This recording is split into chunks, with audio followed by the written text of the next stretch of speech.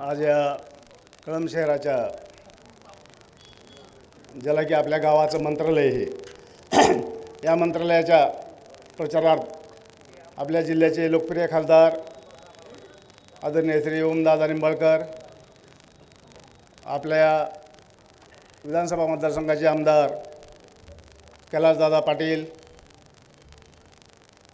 आपल्या तालुक्याचे माजी आमदार दयानंदजी गायकवाड साहेब, या ठिकाणी उपस्थित असलेले शेतकरी कामगार पक्षाचे नेते, आमचे मित्र बाळासाहेब धस, ओबीसी संघटनेचे तालुका प्रवक्ते अरुणजी जाधवर, या ठिकाणी ज्यांच्या प्रचारार्थ आपण ही सभा घेतली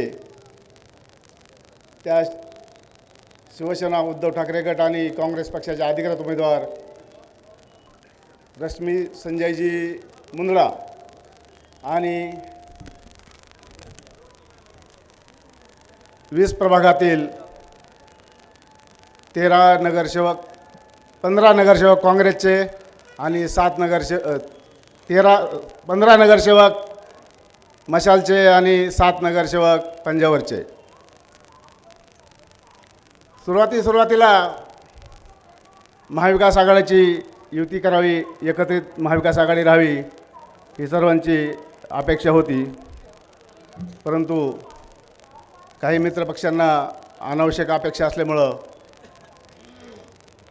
ते वेगळ्या मार्गाने गेले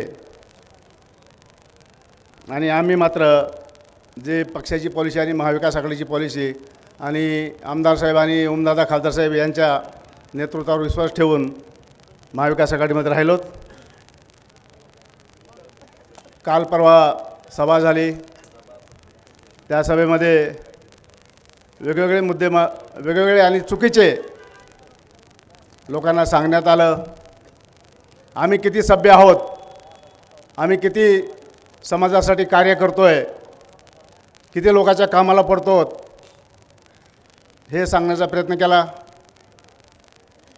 आम्ही किती निष्ठावान आहोत, किती वर्षापासून आम्ही निष्ठेने काम करतो हे त्यांनी सांगण्याचा प्रयत्न केला. पण मी आज आपल्याला जरा कडवट पण सत्य सांगणार आहे, जे की सगळ्या गावाला पण माहिती आहे. दादा, आमच्या शहरातल्या सगळ्या लोकांना माहिती आहे कुणाचे काय गुण आहेत ते. आपल्या आमदार साहेबांना अजून तेवढं ज्ञात नाही, पण ओमदादांना प्रत्येक गावच्या कार्यकर्त्याची, गल्लीच्या कार्यकर्त्याची नसणारच माहिती आहे. ज्यांनी काल भाषणे केले आम्ही किती सभ्य आहोत, त्यांचा पहिला सभ्यपणा खून करून जेलमध्ये गेले होते, शिक्षा बघून आलेत, एवढे ते सभ्य आहेत. त्यांची गुंडगिरी नाही म्हणतात ते.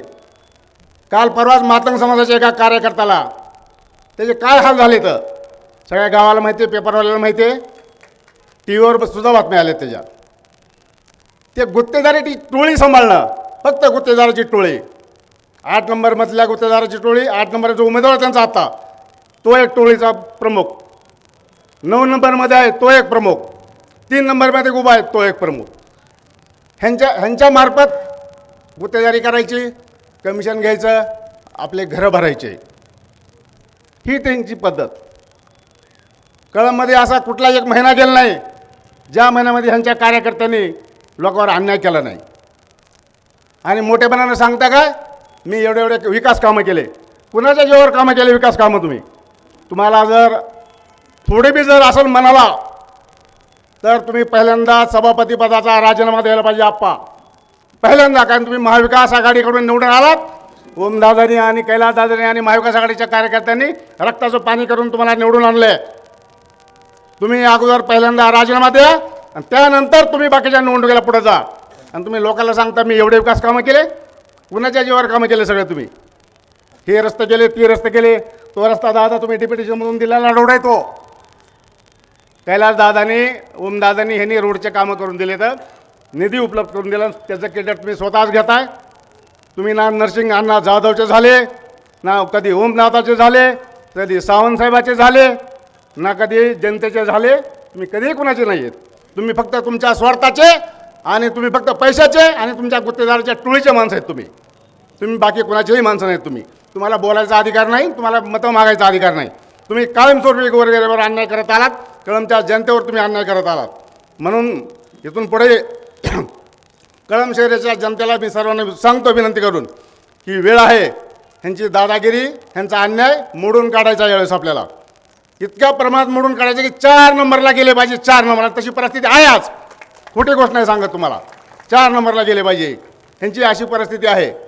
म्हणून मी आपणाला कळकळीची विनंती करतो सर्व समाज बांधवांना की कुठल्याही परिस्थितीमध्ये रश्मी संजय मुंदडा या नगराध्यक्षपदाचे उमेदवार आणि आघाडीचे उमेदवार या सर्वांना आपण भरघोस मतांनी विजयी करावे.